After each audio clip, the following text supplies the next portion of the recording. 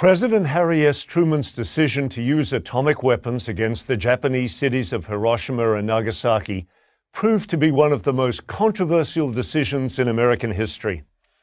As the years have passed, the controversy has only intensified.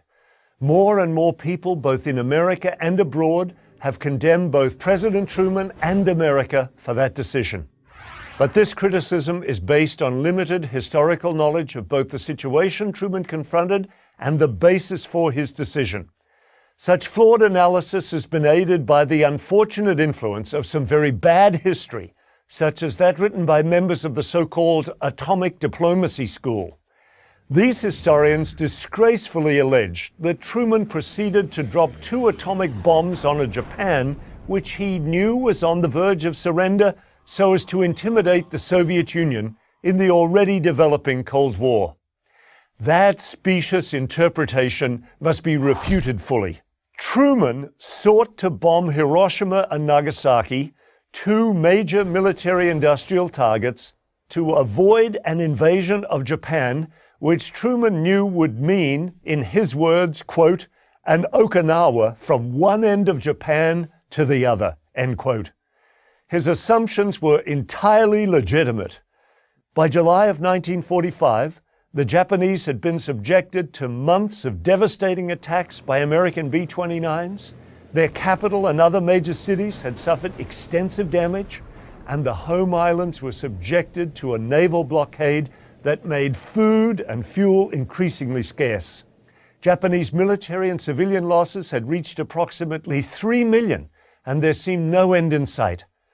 Despite all this, however, Japan's leaders, and especially its military, clung fiercely to notions of getsu-go, decisive battle. In fact, the Japanese government had mobilized a large part of the population into a national militia which would be deployed to defend the home islands.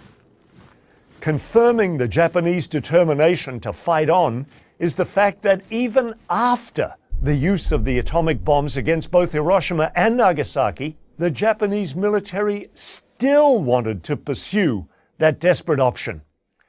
The atomic bombs forced Emperor Hirohito to understand clearly, and in a way his military leaders refused to comprehend, that the defense of the homeland was hopeless.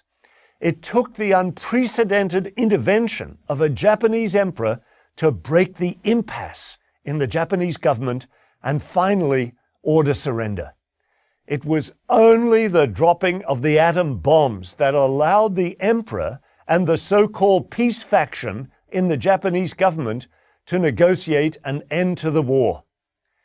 All the viable alternate scenarios to secure American victory, all would have meant significantly greater American and Allied casualties and much higher Japanese civilian and military casualties.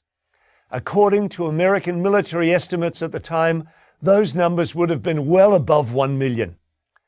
Hard as it may be to accept, Japanese losses would have been far greater without the bombs. And the overall casualties would also have included thousands of Allied prisoners of war whom the Japanese planned to execute in case of invasion. Truman's use of the bomb should be seen as his choosing the least awful of the options available to him. Even in retrospect, far removed from the pressures that Truman faced in 1945, his critics can offer no serious and convincing proposal regarding a viable and less costly alternative. The judgment of history is clear and unambiguous. The atomic bombs shortened the war, averted the need for a land invasion, saved countless more lives on both sides of the blood-soaked conflict than they cost, and ended the Japanese brutalization of the conquered peoples of Asia. Given the alternatives, what would any moral person have done in Truman's position?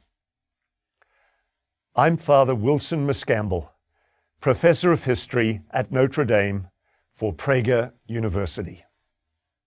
Join Prager University, subscribe to our YouTube channel, and sign up for free at prageru.com.